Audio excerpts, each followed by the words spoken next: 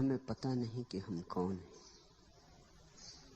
फिर सारे अज्ञान उसी एक अज्ञान से पैदा होते। एक ही बीज है, फिर तो वृक्ष बड़ा हो जाता है, फिर तो बहुत शाखाएं प्रशाखाएं होती, बहुत फूल पत्ते लगते, फल लगते, और फिर एक बीज में बहुत बीज भी लगते।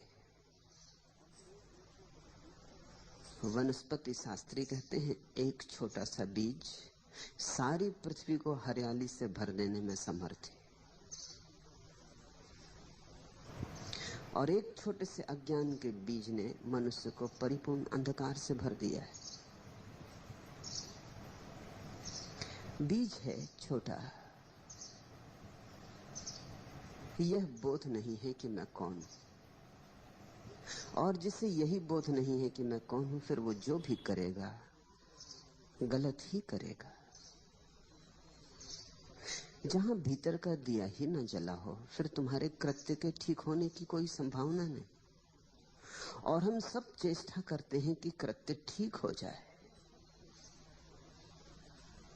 ये ऐसे ही है जैसे कोई अंधेरे में दिया तो न जलाए और ठीक ठीक चलने का अभ्यास करे, ताकि अंधेरे में मैं बिना गिरे चल सकूं, बिना टकराए चल सकूं, दीवानों से सिर न फूटे, जब चाहिए तब दरवाजा मिल जाए।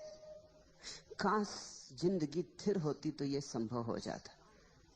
काश ऐसा होता कि तुम एक ही मकान में सदा रहते, एक ही कक्ष में सदा रहते, तो धीरे धीरे अभ्यास हो जाता।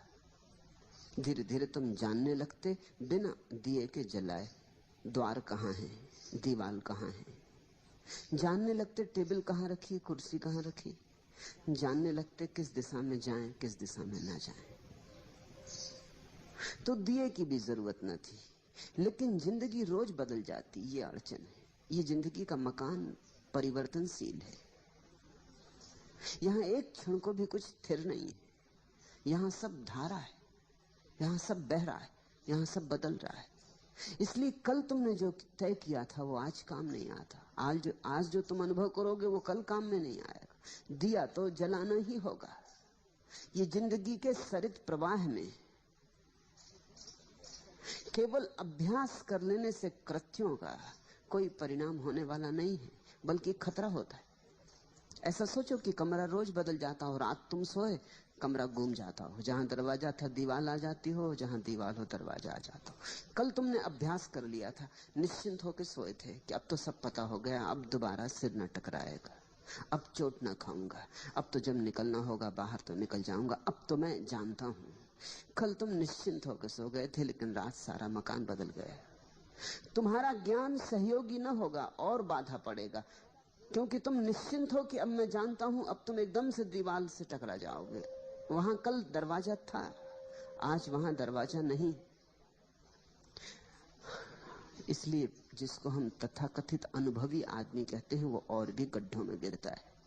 बच्चे तो थोड़ा संभल के भी चले, अनुभवी संभल के नहीं चलता, क्योंकि अनुभवी को ख्याल है कि मैं तो जानता ही हूं। जानना तो सिर्फ एक है जगत में कि मैं कौन हूं, उससे ही भीतर का दिया जलता है और तुम्हारा सारा जीवन, तुम्हारे सारे कृत्य रोशन हो जाते। और दिया फिर ऐसा है कि मकान बदलता रहे बदलता रहे। जब दिया जल रहा है तो द्वार जहां होगा दिखाई पड़ जाए। यही नीति और धर्म का भेद है। नीति सिखाती है क्या करो, नीति अभ्यास करवाती है शुभ का, शिव का। बुरा छोड़ो, बुरे की आदत न डालो, भले की आदत डालो। नीति आचरण को बदलवाती है और अंतस अंधेरे से ही भरा रहता है। तो आचरण तो अच्छा भी हो जाता है तो भी क्या परिणाम होता है। बुरे आदमी उन्हीं गड्ढों में तड़फ रहे हैं जिनमें भले आदमी तरफ रहे हैं। कोई फर्क नहीं। जब मैं ये कहता हूं तुम थोड़े चौंकोगे, तुम कहोगे बुरे आदमी कारागृह में बंद हैं और भले आदमी अपने महलों में बैठे हैं। फर्क क्यों नहीं? ऊपर से जरूर फर्क है, उनके गड्ढे ऊपर से अलग दिखाई पड़ते हैं, लेकिन अगर गहरे में देखोगे तो अहंकार का एक ही गड्ढा है।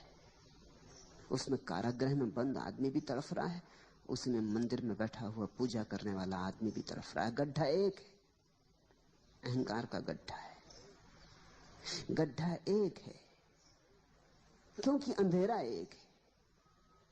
न तो बुरा आदमी जागा है, जाग जाता तो बुरा क्यों होता।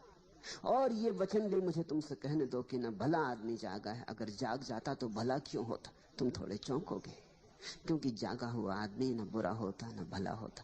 जागा हुआ आदमी तो बस जागा होता है। जागरण भलाई के उतने ही ऊपर है जितने बुराई के।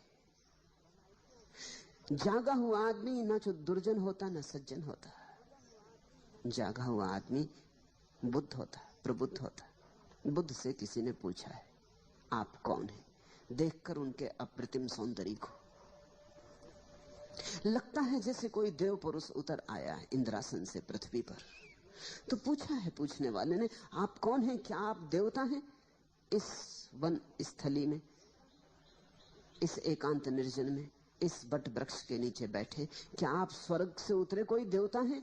आपके सौंदर्य को देखकर ऐसा लगता है इस पृथ्वी के नहीं, पार्थिव नहीं है ये सौंदर्य, आप देवता हैं।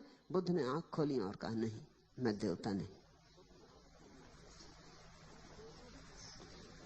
उस आदमी ने पूछा तो फिर आप किन्नर हैं? देवताओं की थोड़ी नीची कोठी, जो दरबार में देवताओं के संगीतज्ञ